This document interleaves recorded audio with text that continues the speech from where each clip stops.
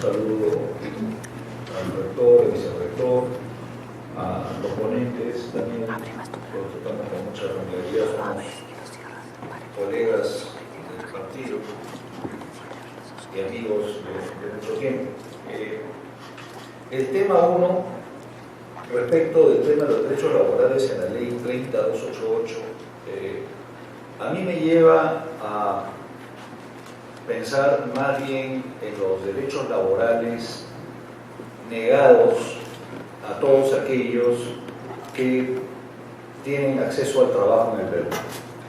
Cuando me refiero al tema de los derechos negados, me refiero a todos los sistemas existentes el día de hoy, todos los regímenes laborales que concentran al 82% del trabajo en el Perú, donde no existen ningún tipo de derecho laboral.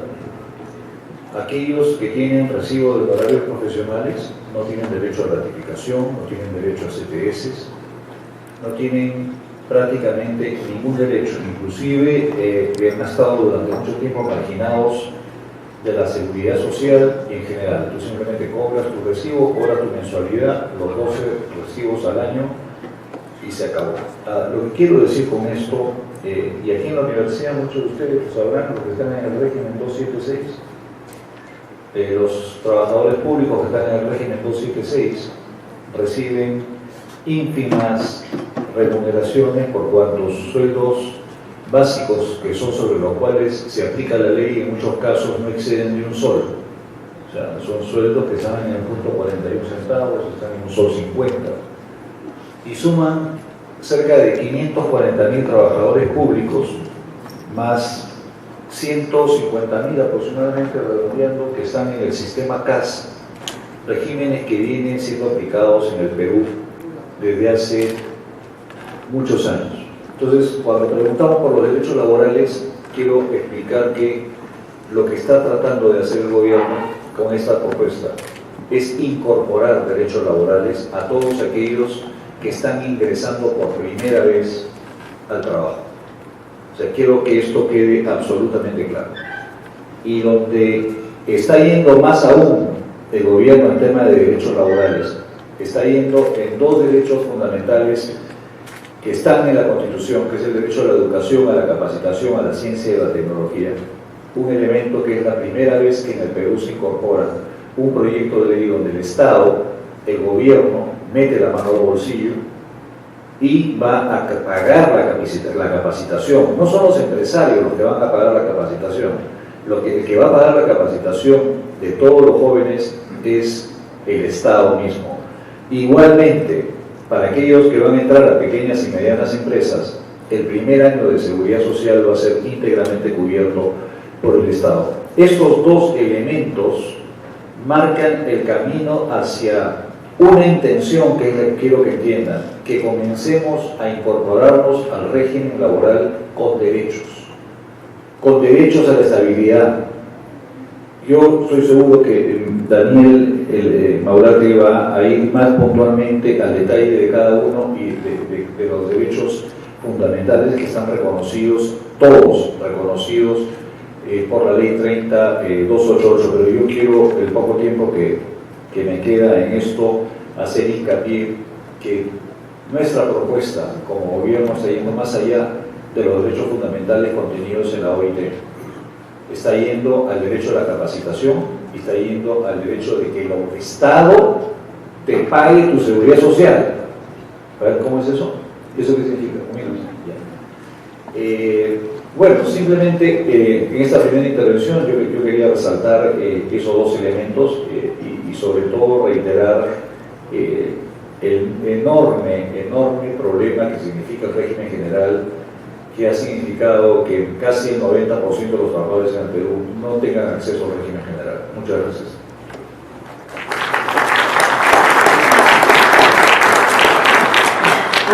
Ustedes son buenos, no han tenido tiempo para ser malos y ya dejaron el silencio. Más que como laboralista, voy a hablar como constitucionalista. Se ha olvidado el señor congresista que ha hecho uso de la palabra que esto es inconstitucional. Artículo 26 de la Constitución enmarca de que, punto 1, no debe haber discriminación. A ustedes lo están discriminando. lo están volviendo esclavo con esta ley. Lo segundo, si hay una litis, una diferencia entre lo que es el empleador y lo que es el trabajador, la ley protege al trabajador. Y si hubiere hipotéticamente un acto de renuncia de ustedes a sus derechos, la ley no se lo permite, es irrenunciable. Entonces, cuando nosotros hablamos de la Constitución, por más que no nos guste, tenemos que respetarla. Se les da solamente 15 días de vacaciones, no se reconoce el TLC. Por ahí salió el señor ministro de Trabajo, que parece que es colega abogado, pero no conoce lo elemental. Con el reglamento pretende cambiar la ley. Eso nos enseñaron en primero de facultad. Eso no es posible. Bajo esta tónica, he ido, por los pocos minutos que me quedan, al alto cuerpo jurídico que se llama la Constitución. Eso significa que la raíz del problema está en ese alto cuerpo. Este es inconstitucional per se. El señor congresista, con gran ánimo, nos dice: somos pues de alguna manera cholos, está bien, pero no baratos. Entonces, hay que incorporarlos con alguito de derechos. Nosotros defendemos, no, que has equivocado, dice 5 minutos. Si quieres lo hablo 5 minutos más, no hay problema. Me quedan 3, perfecto. La Constitución es muy clara en ese sentido. Les da a ustedes derechos que no pueden ser violentados. Entonces, ¿a qué propiciamos nosotros? A un cambio de la Constitución sin tocar estos artículos de derechos reales. ¿Por qué? Seguro en la segunda tanda me va a tocar hablar del capítulo económico de la Constitución, donde el sistema está caótico. Demostraré, ya no como constitucionalista, sino como economista y empresario, de que ustedes son en estos momentos carne de cañón. ¿Para qué? Para que maximicen, empresarios no muy emprendedores, sus utilidades crematísticas en detrimento de ustedes. Eso significa de que un cambio de Constitución con el cambio, sobre todo el capítulo económico, no van a recibir lo que dice el señor congresista: el Estado va a pagarles capacitación. Un momentito, el Estado tiene la obligación contractual de pagar la educación totalmente gratuita, la capacitación totalmente gratuita. ¿Qué significa eso? De que debe haber un incremento. En estos momentos ustedes saben cuánto del Producto Bruto Interno se invierte en educación, que es el leitmotiv del desarrollo del país, 2.2. Hay que propiciar el 6%. Y por cierto, bajar el sueldo de nuestros burócratas, donde un ministro gana 30.000 soles, un viceministro 26.000 soles. ¿Ustedes cómo van a ganar 750 soles? Eso no, pues, somos cholos. Señor, pero sí me compadezco. Muy gentil. Por favor, le agradeceremos a la mesa que conserve el tono correspondiente a la exposición. Magnífico, señora moderadora. Desgraciadamente tengo un tono muy alto. Si usted quiere, hablo más bajo, no hay ningún problema. ¿Cuánto me queda? 1 minuto. En 1 minuto quiero decir, así bajito como quiere la doctora, la ingeniero, que traducirles a ustedes que hacen muy bien de alguna manera, como hicieron allá en Egipto. Le llamaron Tamarot, rebélate. Pasado mañana estaremos en la 4ª marcha. Por cierto, hay que cuidarse de los infiltrados y de aquel ministro del Interior que saca las bombas Molotov y le echa la culpa a ustedes. Señor Noriega, vuelvo a recordarle, este evento no es un evento proselitista. Por supuesto. Y la tolerancia ya ha estado durante 3 minutos en la que va haciendo lo mismo. A la siguiente vez en que haga uso de este debate para una acción proselitista, lamentamos que no va a poder seguir en la discusión. Magnífico. Si usted piensa que es proselitismo, yo retiro lo que he dicho, que se borre de la grabación. Vamos a hablar del punto de vista técnico. Ya terminó usted. Ya terminó. Ok, perfecto. Y repito, voy a cumplir mi función a cabalidad. La experiencia política me ha enseñado a no caer No se preocupen por eso. Acá hemos venido a debatir y a poner en conocimiento algo que se quiere ocultar, ¿no? Muchísima gente convive, lo he dicho en mi presentación, con regímenes que son absolutamente contrarios a los derechos fundamentales de los trabajadores. Cerca del 80% de los trabajadores en el Perú no tienen ningún derecho porque están en la informalidad absoluta.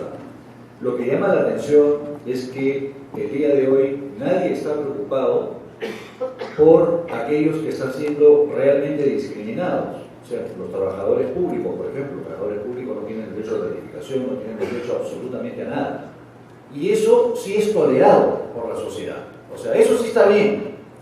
Que todos los trabajadores del régimen CAS no tengan derechos a gratificaciones, eso está bien. Pero cuando se quiere otorgar capacitación, cuando se quiere otorgar seguridad social, eso está mal.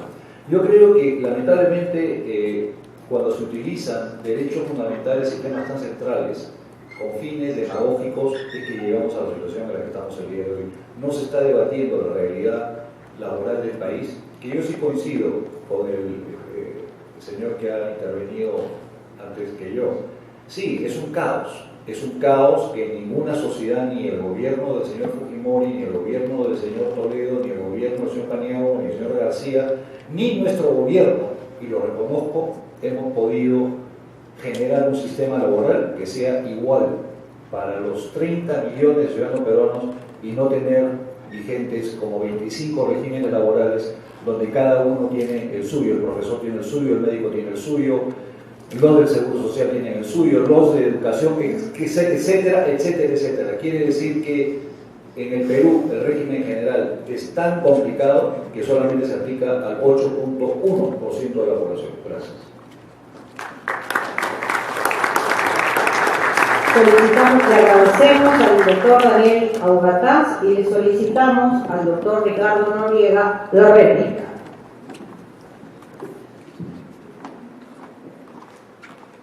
Creo que ahora se aúna la Constitución.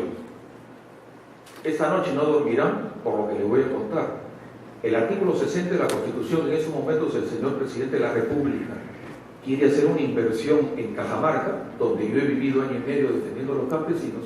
No puede hacerlo porque primero tiene que averiguar si la empresa privada, sea transnacional, extranjera o peruana, está haciendo la inversión. Y si la está haciendo, tiene que pedir una ley específica al Congreso de la República para hacer la inversión. Artículo 60. Artículo 62. Peor para no dormir que el primero. Contratos leyes. El Estado peruano firma por ramos con la Telefónica, un contrato ley que nadie lo ha visto. Ese contrato ley, ni siquiera el Congreso de la República puede cambiar un ápice. O sea, es una delegación del primer poder del Estado a algo que implica para todos nosotros una gran responsabilidad. Por eso yo decía, el cambio acá estructural tiene que ser comenzando por el cambio de Constitución, como lo prometió con gran ilusión nuestro actual presidente de la República. ¿Qué ha pasado en otras experiencias? En Colombia, un exministro de Trabajo, Rafael Pardo, ha hecho lo Solicitamos, por favor, que termine la exposición. Terminé. Muchas gracias. Un aplauso, por favor, para el doctor Noriega. Ahora, por favor, agradeceremos al público para que... El PBI crece, inmediatamente cae el desempleo, cae la pobreza extrema. Entonces, lo que tenemos que hacer, lo posible, es que el PBI siempre esté creciendo. Y felizmente, en el Perú, ya hace un buen tiempo, el PBI va creciendo. Hemos tenido algunos problemas. Por ejemplo, en 2009, el PBI se cayó casi al 1%, no por culpa del gobierno anterior, no del ministro ni del presidente anterior, sino porque Asia le dio fiebre, pues, y entonces nos afecta a nosotros. Hoy también tenemos problemas en el precio de las exportaciones y el PBI se cae. ¿Qué es lo que está pasando? Que nos afecta mucho lo que pasa fuera de nuestro país. Entonces, eso quiere decir que no dependemos de nosotros mismos, sino dependemos de lo que pasa fuera del país. Entonces, nunca hemos hecho nada para depender de nosotros mismos. Nosotros somos un país que vive de la minería, primarios exportadores, y felizmente somos un país riquísimo en recursos y por eso sobrevivimos y estamos bien. Pero tenemos en algún momento que cambiar esta historia y empezar a generar otros motores de desarrollo que no nos hagan dependientes de la minería. Y por eso es que en este año, el año pasado, se ha trabajado en el país el Plan Nacional de la Diversificación Productiva para encontrar otros motores de desarrollo que no nos hagan dependientes de la minería. Y dentro de estos motores de desarrollo, el capital humano.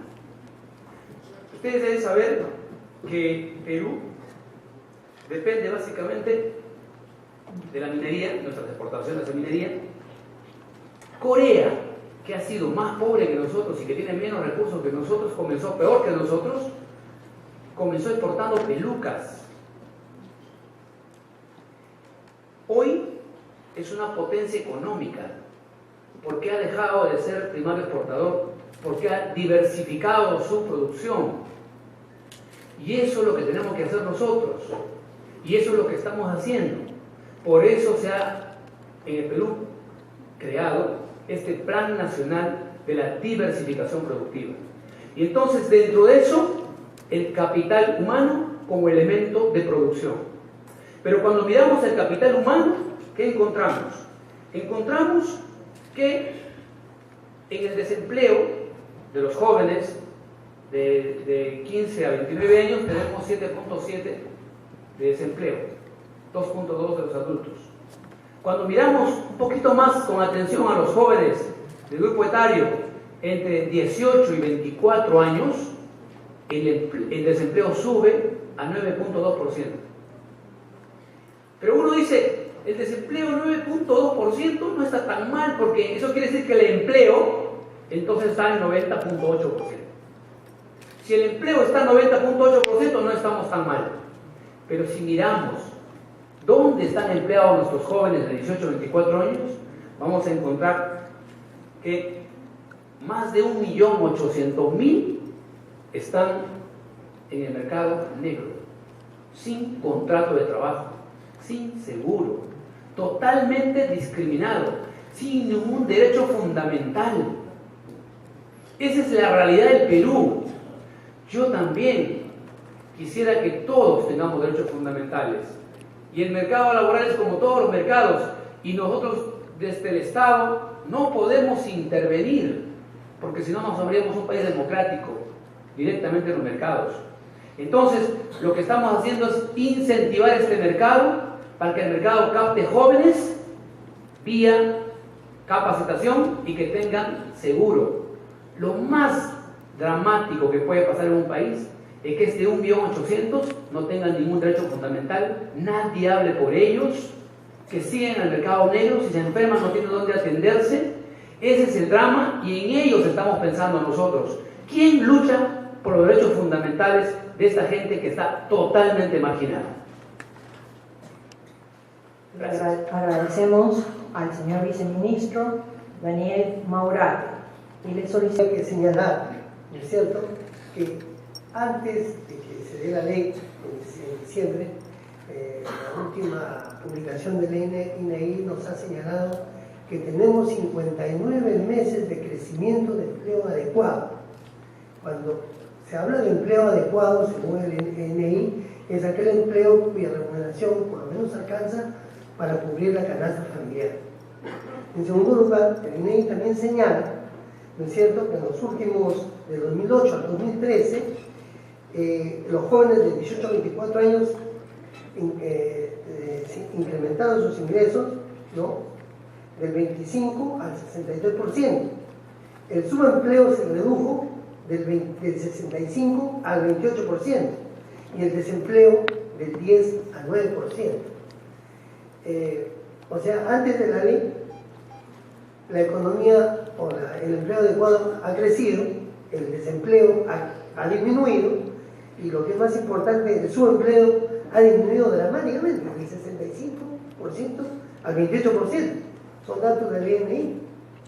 Entonces, en este contexto de decrecimiento del desempleo, del subempleo y de crecimiento del empleo adecuado, ¿qué sentido tiene esta ley?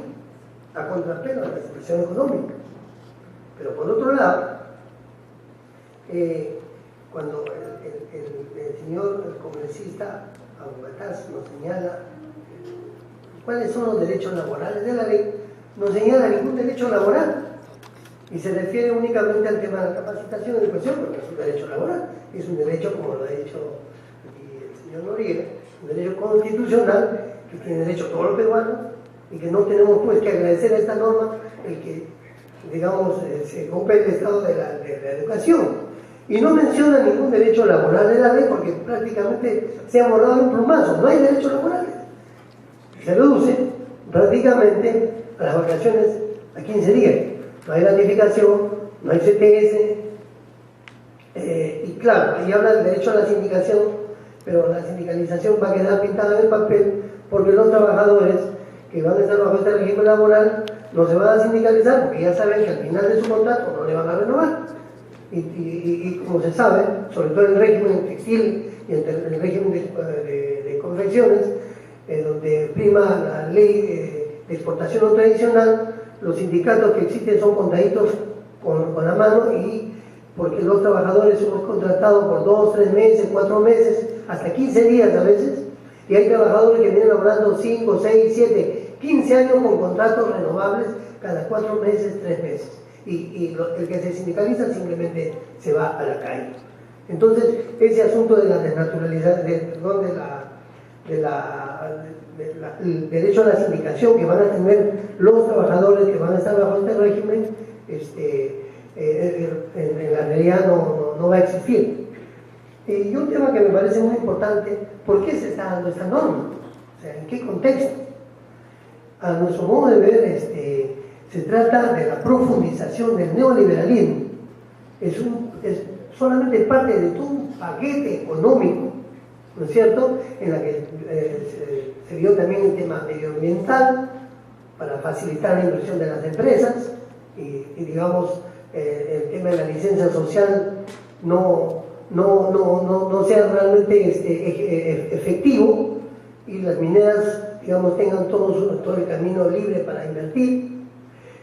Una serie de facilidades tributarias, administrativas, que se le ha dado a la empresa para, repito, profundizar el neoliberalismo, justamente, que es todo lo contrario que ofreció Ollanta Humala al, digamos, al presentarse a las elecciones como candidato a la presidencia. En este país, como lo dijo algún día, y lo escuché por radio al congresista Abugataz, en este país se triunfa con ideas de izquierda. Agradecemos y a la participación. Quien gobierna finalmente es la derecha con las ideas del señor Julio Gamero Vargas. Y vuelvo a recordar a los participantes. El 63% ganan más o menos más allá del sueldo mínimo vital. Eso quiere decir que los jóvenes que están aquí, más de la mitad, están ganando bien y están bien. Esas son las cifras que lo ha recogido de una fuente incierta y ha sido publicado por Caretas, por un exministro. Y eso no es verdad. Ustedes lo pueden sentir cada uno en sus conciencias. Saben que aquí, por ejemplo, si eso fuera verdad, de esta muestra que está aquí, el 63%, entonces estaría ganando muy bien y estaría muy bien. Entonces, ¿qué dice el señor que me ha usado la palabra? ¿Para qué hay que hacer la ley? No hay que hacer nada. O sea, no hacemos nada. Claro, y eso sería para nosotros también lo más cómodo.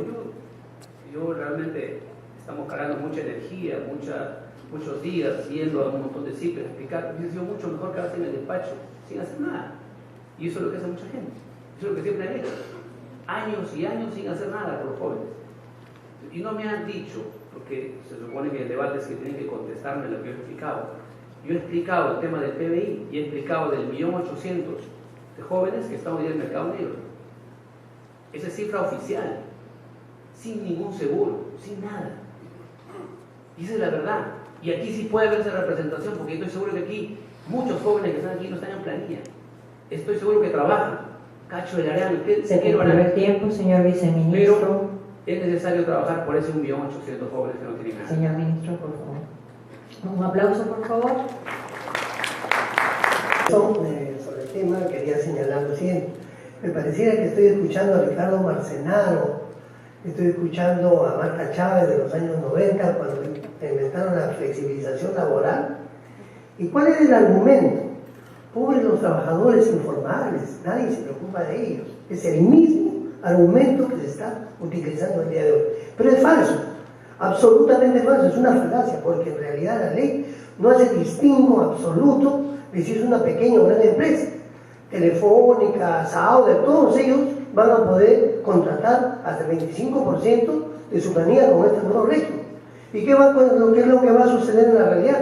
Trabajadores con 30, 40 años, por ejemplo, la mayoría de los cuales tienen contratos a plazo fijo, llamados contratos modales, simplemente le van a poner porque sigue la ley del aprendizaje, la ley de pasantía o la ley de formación juvenil, está vigente, le van a poner un trabajador, va a aprender a manejar la máquina y finalmente este trabajador, a quienes los contratan cada 6 meses, tiene 30 o 40 años, no lo van a contratar y van a ir sustituyendo por los jóvenes sin derechos.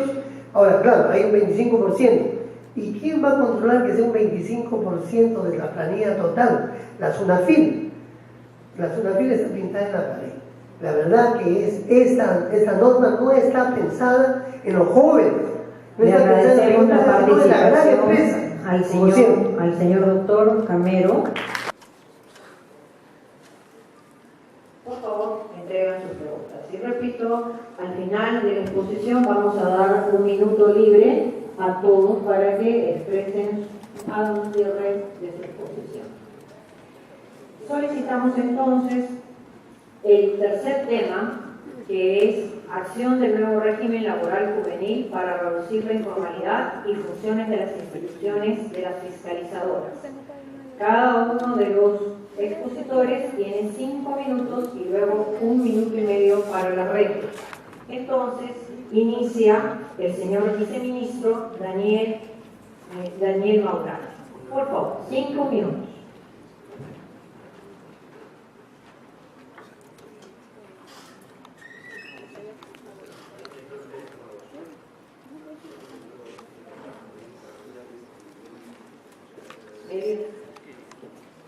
Acción del nuevo régimen laboral juvenil para reducir la informalidad y funciones de las instituciones de las fiscalizadoras.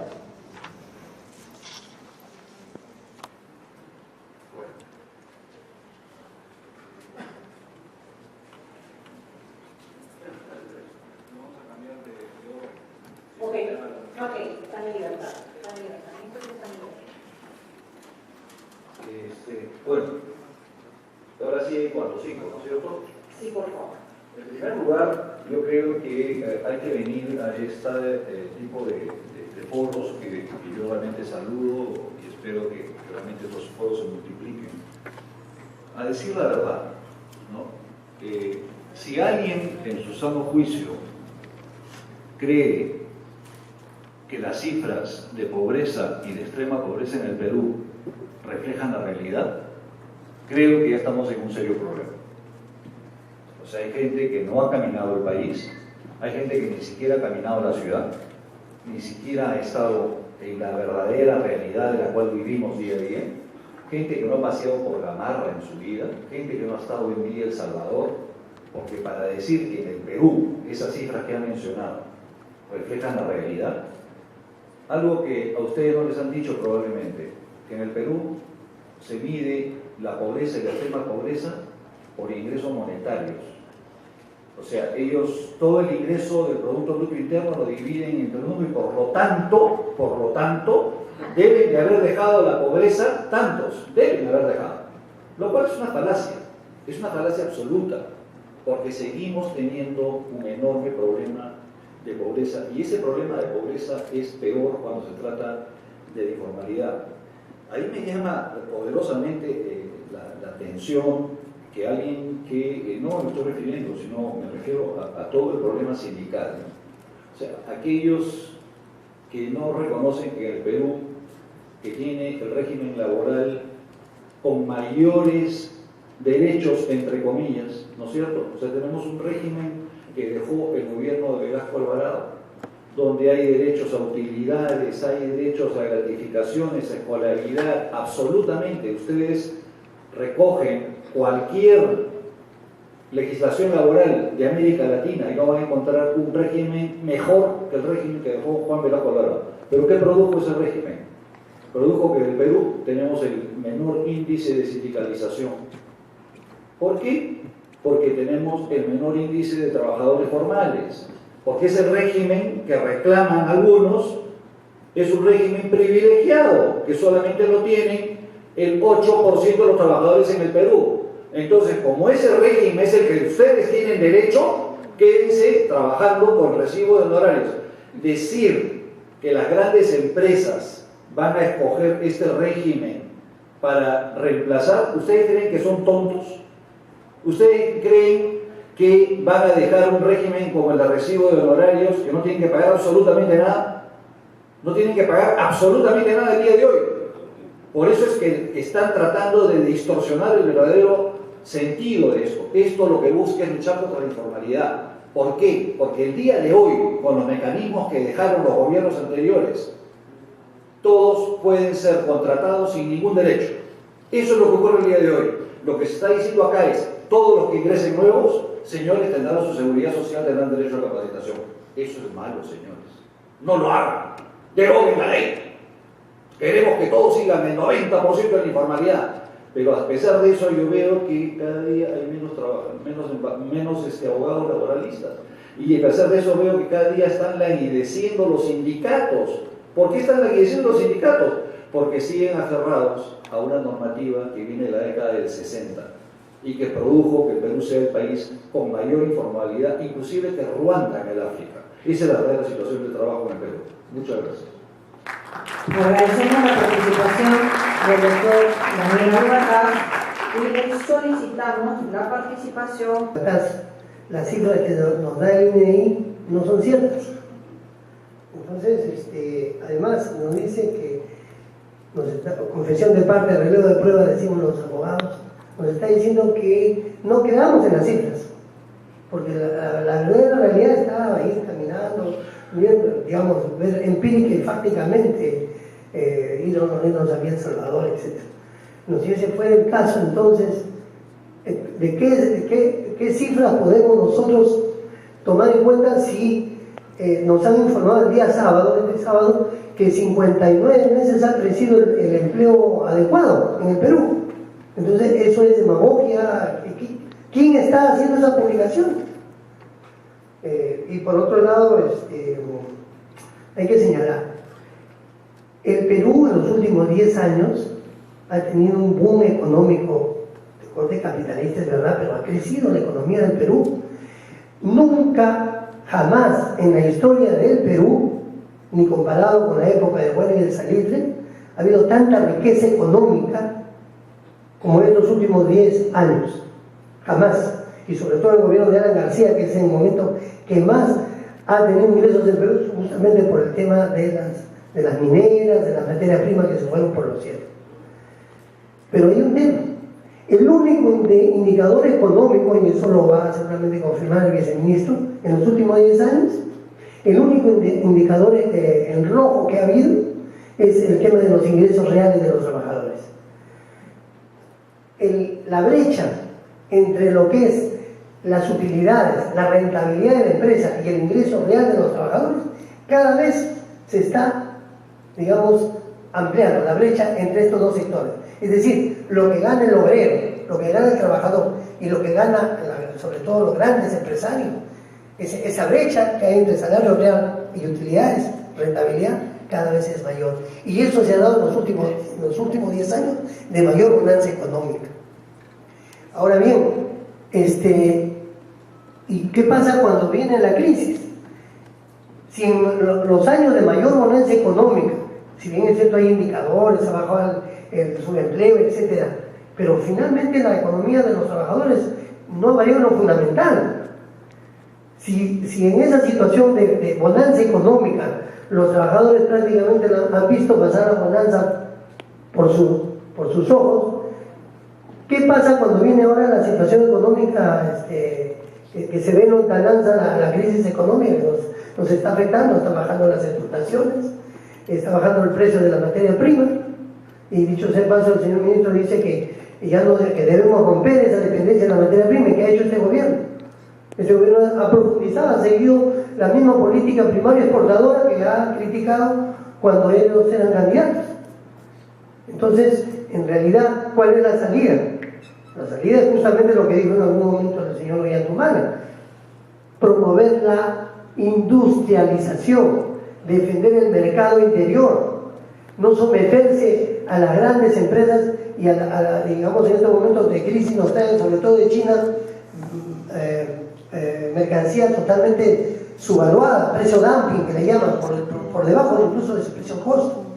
O sea, no se está defendiendo lo que en algún momento dijo el gobierno, ahora no se está haciendo. Y yo quiero finalizar con un tema de la ley.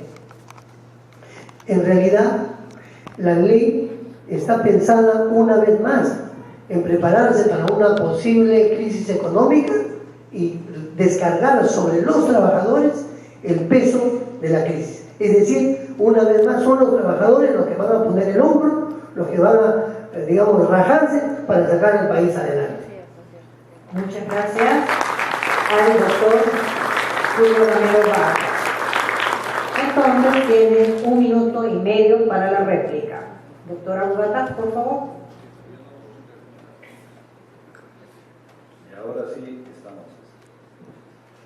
Sí, realmente estamos tan preocupados por los derechos laborales. El Perú, dentro de otras peculiaridades que tenemos, y yo no oigo a ningún sindicalista ni a ningún líder de izquierda levantar la voz, por ejemplo, por los trabajadores municipales que han sido despedidos en la forma como han sido despedidos, o porque en el Perú hay casi 500.000 familias de trabajadores de seguridad privada, trabajadores de limpieza, que trabajan 72 horas a la semana. ¿Ustedes saben lo que es trabajar 72 horas a la semana? Probablemente sí. Tiene un hermano, un primo, un padre que tiene que trabajar 72 horas a la semana para llevar la canasta familiar. Eso es inconstitucional, eso es inhumano, eso está prohibido por la OIT, pero de eso no decimos absolutamente nada. Nadie dice absolutamente nada. En el Perú se está explotando a la gente, sí es cierto, se está explotando a la gente. Y lo que queremos hacer es cambiar. Cuando queremos poner mecanismos que garanticen la seguridad social, que garanticen capacitación para poder ir a un empleo de calidad y que no te exploten hasta los 50 años parado en una esquina cuidando un poste, y donde te obligan a trabajar 72 horas, y donde yo no oigo a ningún sindicalista ni a ningún candidato a la presidencia que dice, se cumplió el tiempo, doctora Bogotá. Yo espero que algún día lo hagan. Gracias. Muchas gracias, doctora Bogotá. Y le solicitamos la réplica al doctor Julio Gamero Vargas. No es verdad que los sindicatos hayan disminuido. Los sindicatos disminuyeron dramáticamente en la época del fujimorismo por aplicación justamente del neoliberalismo.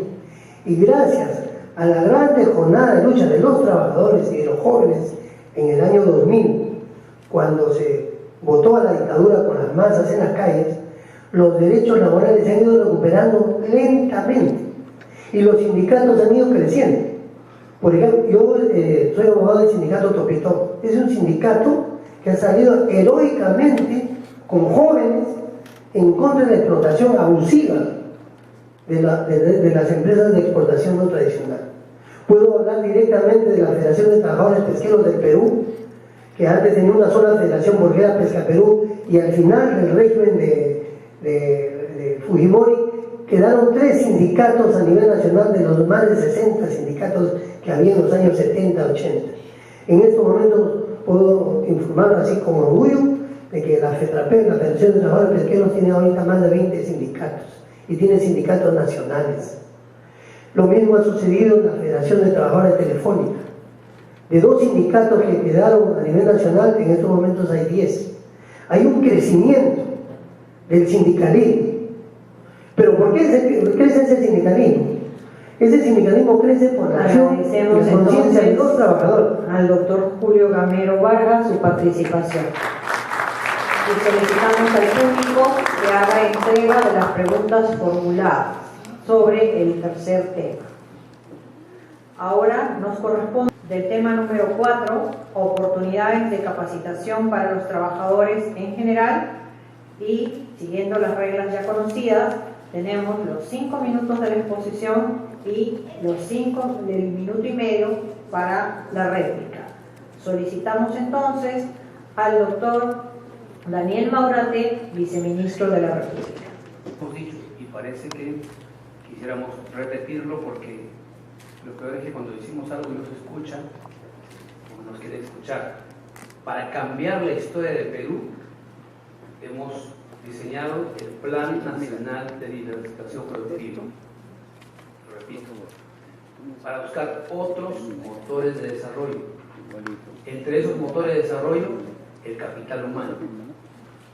Miremos qué hizo Corea, o qué hicieron los países emergentes que hoy día son países de economía fuerte, pese a que tengan a tener menos recursos que nosotros.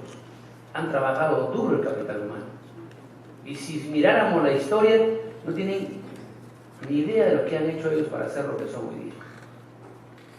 Yo estuve en Corea por el BID, y las historias de los viejos coreanos es que han trabajado duro, algunos 70 hasta 80 horas para mandar a sus hijos a Estados Unidos a estudiar, y ellos han construido ese país ahora como es. Entonces, nosotros lo que queremos es que el trabajador sea también productivo. Si los jóvenes son productivos, de 18 a 24 años se decide el futuro de un joven. Si 18 a 24 años el joven no aprovecha, no se vuelve empleable, no se vuelve productivo, ya no hay mucho que hacer. Los jóvenes, y acá estamos entre jóvenes y nos podemos hablar mirándonos a los ojos porque nosotros hemos sido estudiantes como ustedes. Si muchos jóvenes terminan el colegio y se dan la gran vida, juerga, vacilón. Y hay otros que se dedican a estudiar y algunos a ir a trabajar para aprender. En mi generación nos íbamos a trabajar para aprender, no cobrábamos un sol, porque nosotros queríamos aprender. ¿Por qué aprender? Porque aprender te hace empleable, te hace contratable. Esa es la realidad. Yo aquí no vengo a hacer demagogia y a ganarme el aplauso fácilmente. Tengo que decir las cosas directamente y como son, y ustedes como jóvenes se dan cuenta que digo la verdad. Entonces, hoy día los jóvenes no están trabajando. Primero ya dije que están en el mercado negro, y los que están trabajando, 60% muchachos, 60% de los que están trabajando están haciendo cualquier cosa menos algo en lo que estudiar. Esta ley dice, si el joven no terminó el colegio, el empleador que va a usar este régimen especial tiene que comprometerse y obligarse ahora con el reglamento a que cumpla, a que termine la secundaria. Y si el joven ya terminó la secundaria, lo que tiene que hacer el empleador es hacer que su trabajo lo vuelva empleable, es decir, les dé capacitación, conocimiento, habilidades. ¿Para qué? Para que pueda ser contratado en otros lugares o en la misma empresa, pero algo importante, planilla y su certificado de trabajo, su constancia de que aprendió algo, su certificación de su trabajo. Eso es lo que dice la ley. Y si el joven es un estudiante universitario o de nivel superior, lo que dice la ley es que esta empresa que quiere usar este régimen especial, que le da seguridad social y que da capacitación, lo debe contratar en algo vinculado a lo que está estudiando. Ya, te digo, ¿cómo alguien se puede oponer a esto? ¿Cómo alguien se puede oponer a que el joven sea más productivo, a que el joven sea más empleable?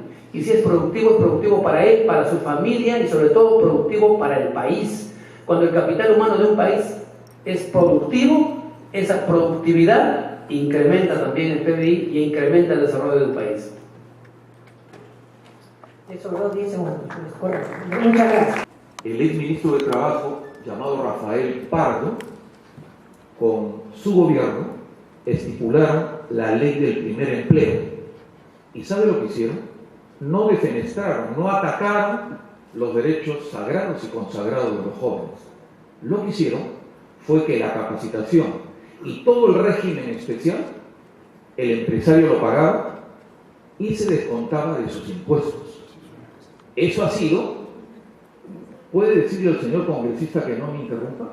Señora, muy amable, dígale, no tenga temor.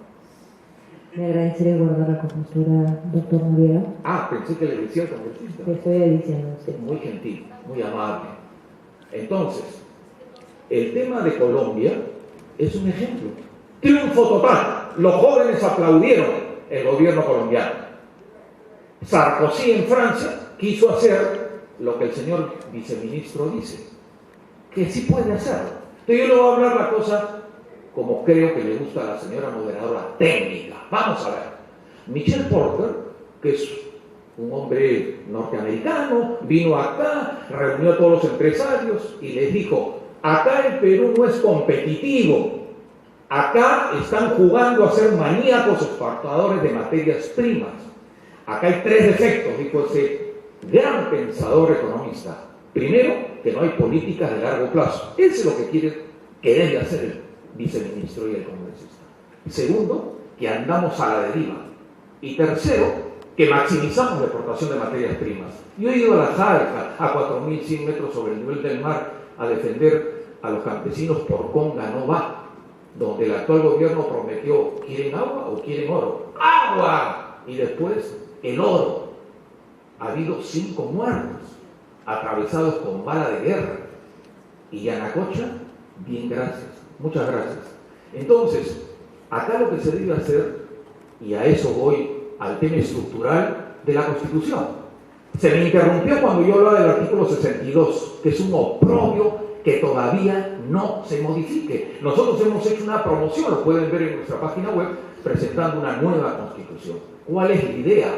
¿Cómo es posible que los congresistas, como condición básica, tengan 25 años? Nosotros en la nueva Constitución estamos poniendo 21 años. Ustedes tienen derecho a ser congresistas.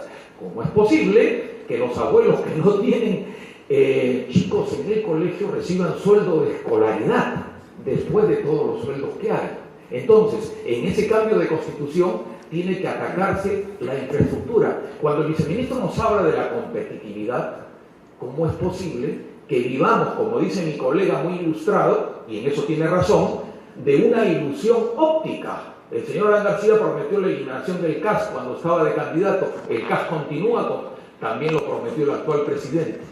Es un aprovechamiento totalmente ilógico. ¿A qué tenemos que ir? A un proceso de industrialización. Tenemos que ir a que el empresario, y ojo que está hablando de un empresario, pero que emprende y no abusa, porque acá solamente se está agarrando del joven para ir deteriorando sus derechos. Y yo pienso que el cambio constitucional tiene que propiciarlo todos y cada uno de ustedes. Exactamente lo que puede y debe hacer un gobierno, como en el caso del viceministro nos dice, ¿qué podemos hacer? El BCR calculó 3% de inflación.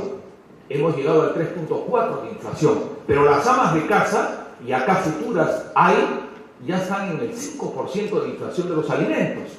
Eso es deteriorante. Entonces, si no atacamos al toro por las astas, el sistema, yo no quiero hablar...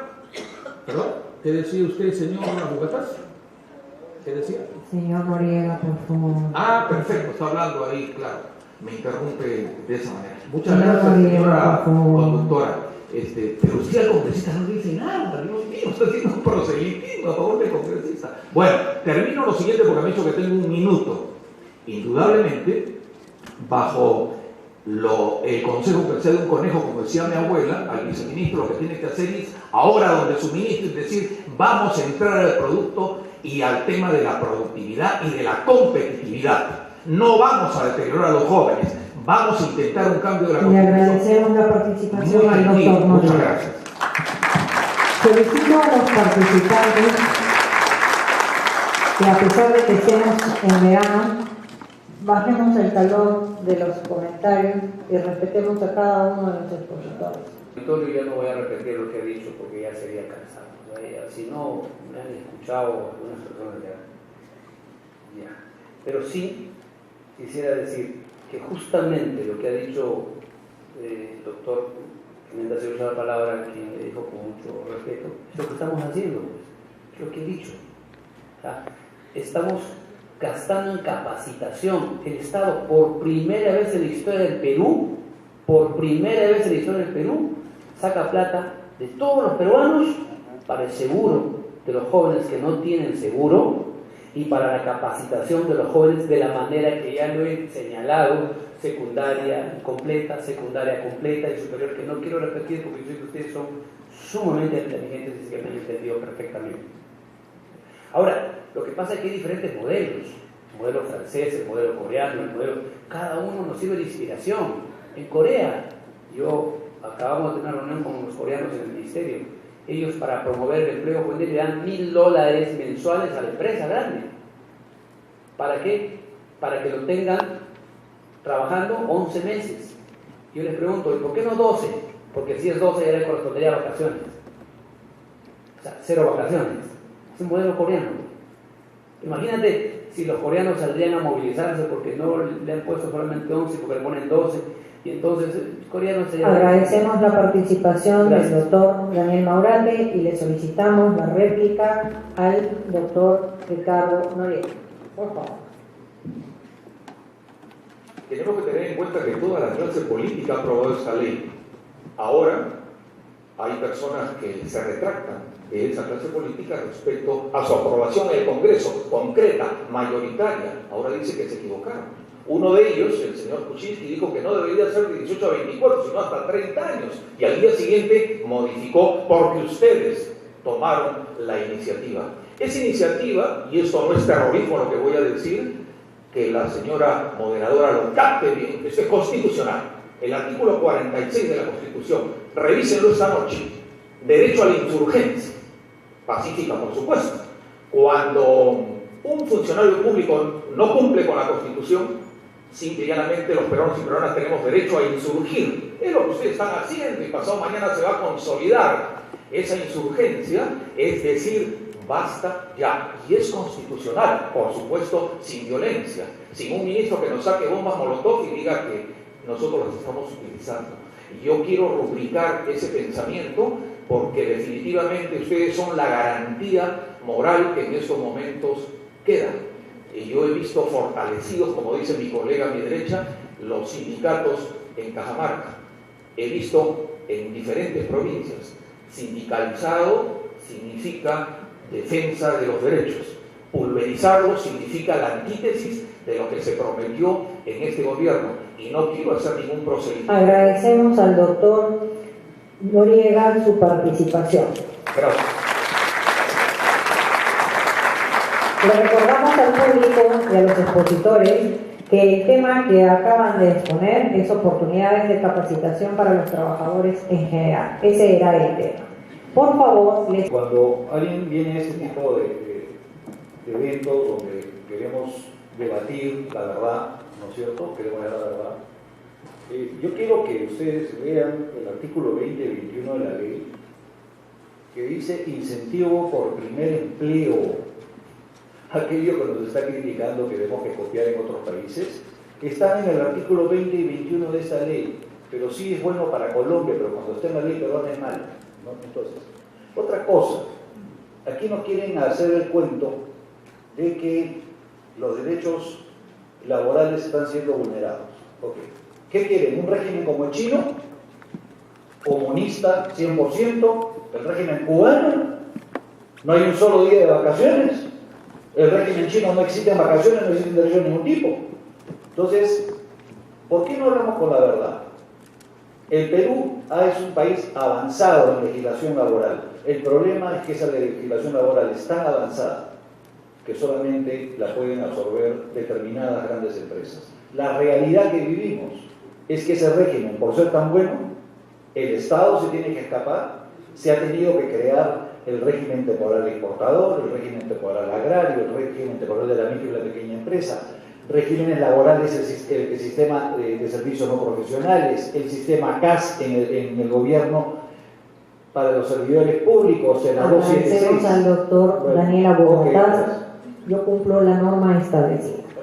Por favor, le solicitamos, me han indicado una pequeña modificación que creo que es bastante saludable. Los representantes del gobierno abren el minuto y medio y lo cierran. En el medio van a estar los dos representantes o los dos expositores que tienen una posición por lo menos no concordante. Le solicitamos al doctor Ricardo Noriega que por favor use el minuto y medio dentro de los temas especificados en el debate.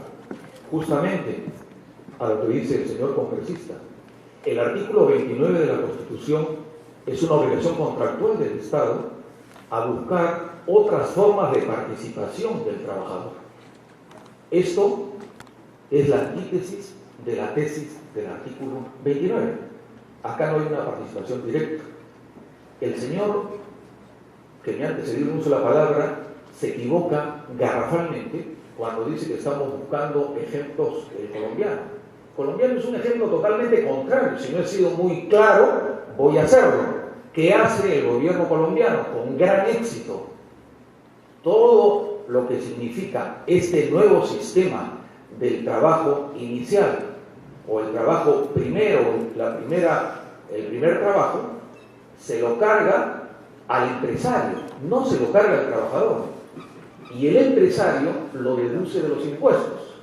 Cuando yo hablaba en el tema Francia con Sarkozy, se está haciendo exactamente lo que se pretende acá en el Perú. Insurgieron, y eso es constitucional. La señora moderadora no le gusta el término, está en la Constitución, que lo revise esta noche. Insurgieron con ustedes, y Sarkozy tuvo que, como estoy seguro, va sobre el señor Ollanta, derogar la ley con su Congreso. Eso yo creo que va a ser el colofón de todo esto, porque acá no se está cumpliendo la Constitución, se está... Agradecemos al doctor Noriega su participación.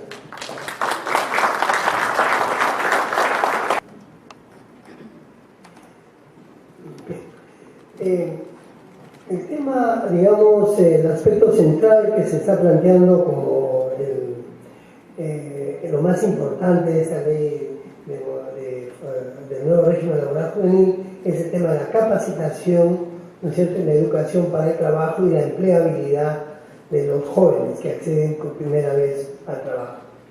Pero eso no es cierto, porque está vigente la ley 28.518, ley sobre modalidades formativas laborales. Esa ley que fue dada en el gobierno anterior, ¿qué es lo que estipula? Estipula que hay el contrato de aprendizaje, el contrato de práctica profesional, de la pasantía, ¿no es cierto?, y de la actualización en la organización laboral. Mediante esta legislación, los jóvenes acceden a puestos no de trabajo, sino de aprendizaje y de capacitación laboral dentro de la empresa o dentro de la institución que ellos están realizando. Y esta, obviamente, como es un contrato de aprendizaje, pasantía o de formación laboral, lo que reciben no son remuneraciones, sino subvenciones, y no tienen ningún derecho laboral porque justamente están aprendiendo. ¿Qué es lo que está pasando con esta nueva ley? Ojo, esto está vigente y se está aplicando. Con esta nueva ley lo que se está haciendo en la práctica es extender esta ley. Agradecemos al doctor Julio Gamero su participación. Agradecemos entonces la participación formal en todas las exposiciones, las réplicas y el minuto usado libremente, y vamos a proceder a seleccionar las preguntas. Perdón. Discúlpeme, doctor. Bueno, la última intervención yo creo que me permite cerrar perfectamente lo que ha sido este debate. Dice, mejor es la ley 28338 de mayo del 2005, que es de formación de los jóvenes. Esa legislación que no reconoce ningún derecho a la gente. ¿Se dan cuenta cómo van nuestras contradicciones? Es contrario ponernos, es decir, podemos decir cualquier cosa. Es decir, lo mejor es que los jóvenes sigan practicando, que no ganen remuneración, aunque no tengan ningún derecho laboral, pero eso es mejor simplemente por no reconocer que este régimen de los jóvenes, donde el Estado se mete la mano al bolsillo y gasta la capacitación de los jóvenes, y sí es un régimen laboral, y sí te permite una constancia de trabajo y te permite la seguridad social. O sea, es incomparable. Por favor, reflexión, y a los jóvenes también reflexión, porque lo peor sería que nos disparemos a los pies. Estamos construyendo el futuro, no sé cuánto nos demoremos en ser un país desarrollado, depende cuándo comenzamos. Si nosotros queremos comenzarlo ya, pero si esto se deroga, demorará seguramente el comienzo, pero yo estoy seguro que algún día comenzaremos, porque Perú tiene derecho a ser un país desarrollado algún día y lo va a hacer. Gracias. Muchas gracias a todos.